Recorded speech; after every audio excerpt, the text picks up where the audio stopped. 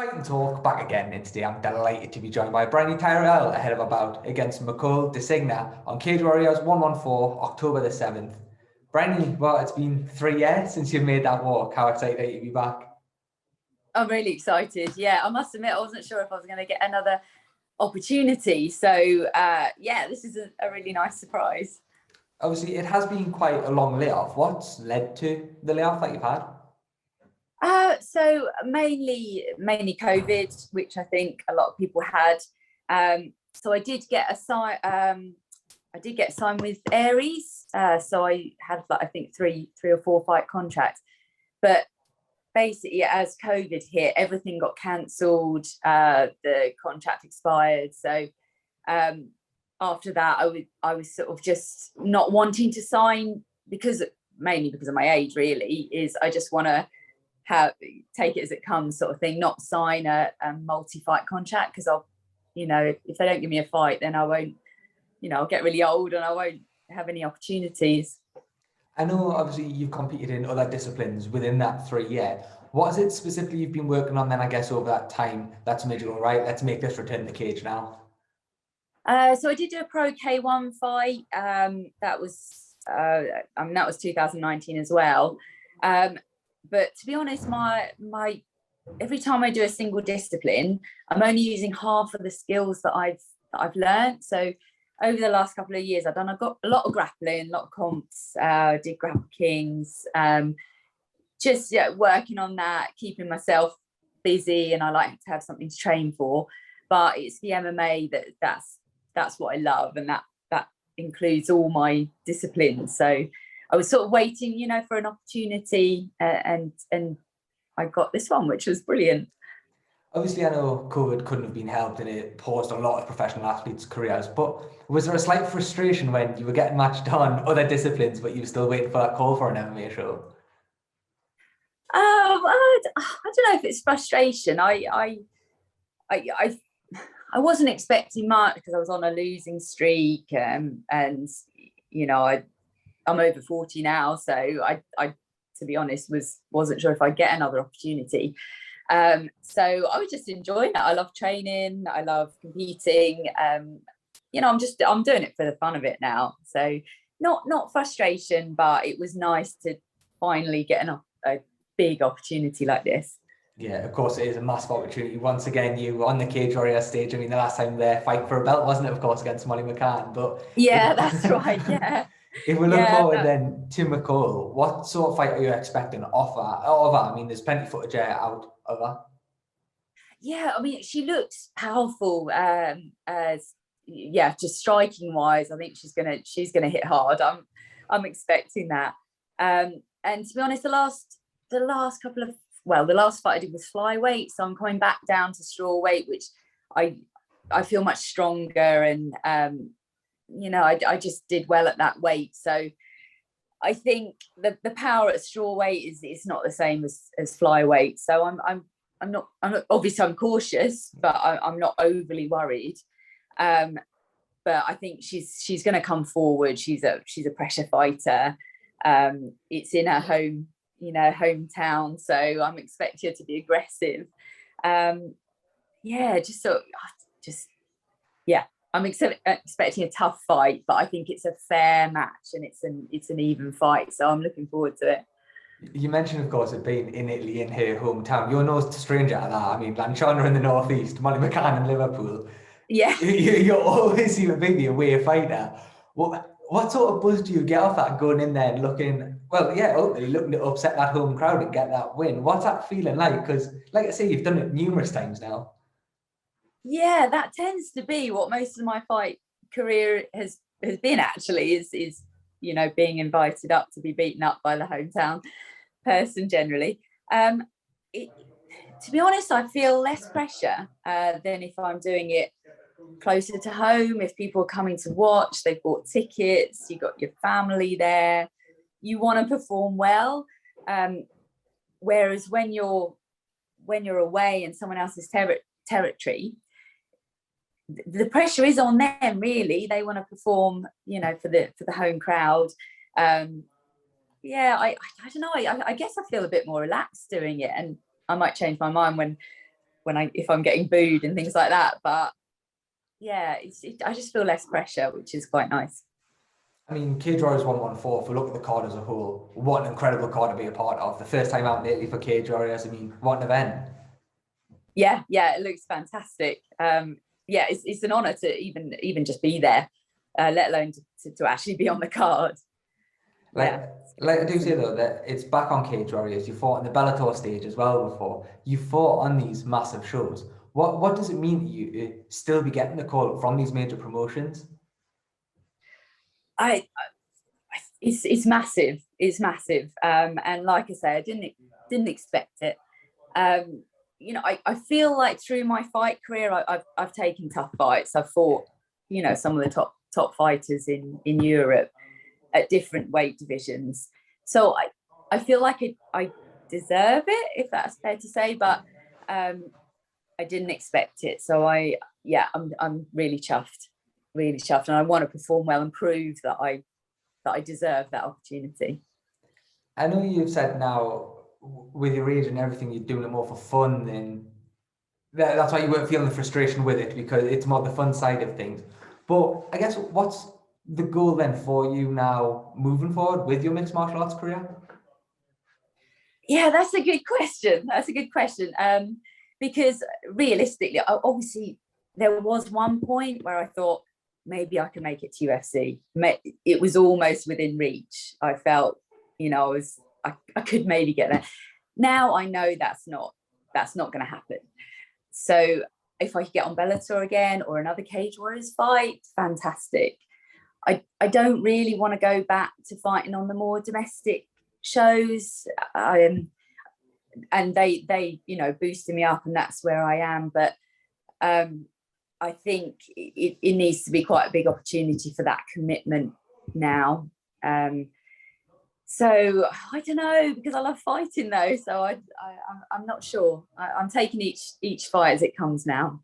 Is that where the hunger then to still compete comes from? Just that love of the fight and the love of the competition?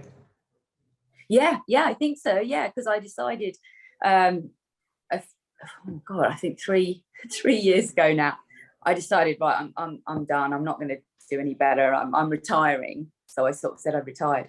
I think the moment I did that, I just felt miserable, bored, normal life. It just doesn't give me a buzz. I need an adrenaline fix. I need something to work for, a bit of fear, you know. It just makes me feel alive. So I'll always, I think, be competing, whether it's in MMA, you know, depends. But I have to be realistic. If I get a serious injury or get beaten up, I'm not going to keep doing that. But I've never taken a significant damage in a fight. So I thought, well, I might as well just keep going then. Mentally then, the aspect of that, when you decided 3 years ago, like, you thought you were going to retire from the sport. I know you've touched on it there, but what impact does that have? Because I think a lot of fans don't realise that a lot of fighters, you give your lives to this, and then to go, right, okay, we're going to walk away. Mentally, what sort of effect does that have on you, the sort of weeks and months after you've made that decision? Oh, I think, to be honest, I think I've got depressed. Yeah, mentally I felt like, oh, I'm free now, you know. I can just train as I want to, and enjoy martial arts for martial arts. But to be honest, I didn't. I felt miserable. I felt down. I thought, actually, I'd rather go in and get beaten up in a fight than to feel like this. So, and I think the trouble is, the reason I retired or decided that is because I let other people get in my head. I let people say, you're too old, you can't do this anymore. You know, you've got your job and your family, you know, you should be doing that. And it was those negative thoughts that I allowed to creep in. And the moment I went back, so my fight back was on Bellator, I absolutely loved everything about it. And I was so happy to be back. I thought, no, I'm not going to say I'm retired again. I'm just going to see what happens. How hard is it juggling that then, the likes of your work life, your family life, and the professional fighting life? I mean, it's busy times for you. It is. It's absolutely crazy. I used to work on intensive care. So I'm a nurse, and my kids were young then, like sort of like two and 4. And I think, how on earth did I do that? I have no idea how I did that. I think it was just that drive to do well. Now they're a bit older, they're a bit more independent. I have more time, and my husband's like so supportive. He's just amazing. So without him, I would never have been able to do it. But it's hard. It's definitely hard.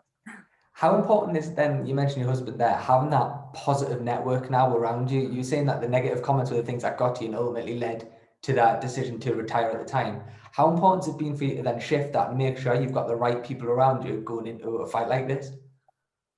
Oh, it's absolutely key to, I think, and I'm sure a lot of fighters will say this, I think that the mental side of going into a fight is just as important as the physical side, as being fit and having the skills. You have to believe that you can win and that you should be there. The moment you don't believe that, you've lost.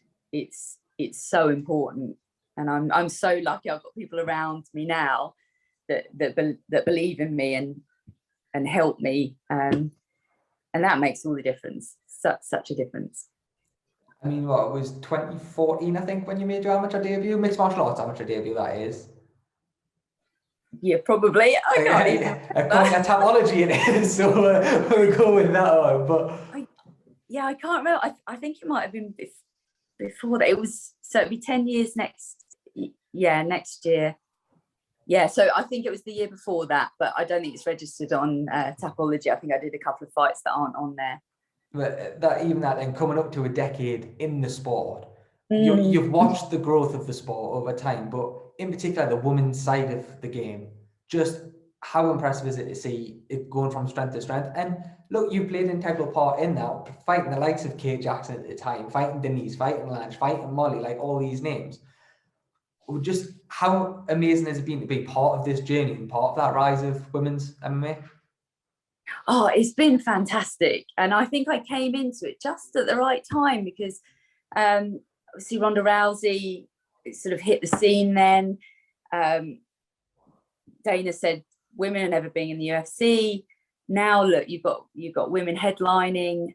I think it's one of the few sports in the world actually where I feel that men and women are treated equally. Equal pay, equal opportunities. There's a lot less women, so I think for me that was probably a benefit, because I sort of got to the top in the UK, only having fought a few people. So in that way, it's benefited me.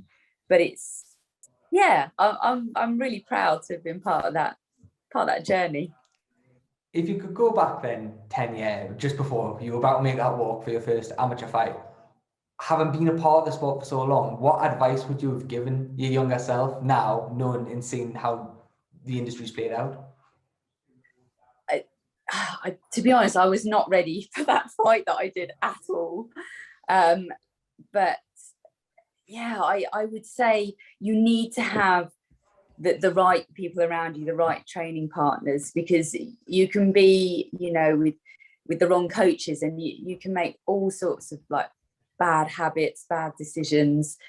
You need to have someone in there, like your coach, looking out for you, making the right decisions for you. I made a lot of decisions by myself. I just thought I knew best. But now 10 years on, I'm like, no, I should have listened to people. I should have been with the right people. But obviously it's easier said now, but it's very important, the team that you've got around you. Finally then, Bryony, look, I know you said yourself, you look forward to this fight. If there's another one comes up again on another big stage, great. But obviously if not, then it's another decision to make. How would you reflect and look back then on the career and the impact you've had on mixed martial arts? Well, I hope I've had a positive impact on it. I think what I've managed to show, I hope, is that you can have children, you can have a career, you can do it all. It's not easy, but you can do it. I hope that I've shown people that maybe think, I want to give that a go. Just go for it. Just go for it. Enjoy it. I think that's the impact I would have like to think I'd made. That's perfect. Bryony, thank you very much for your time and all the best on October the 7th. Oh, thank you very much. Thank Thanks you. for Cheers. today.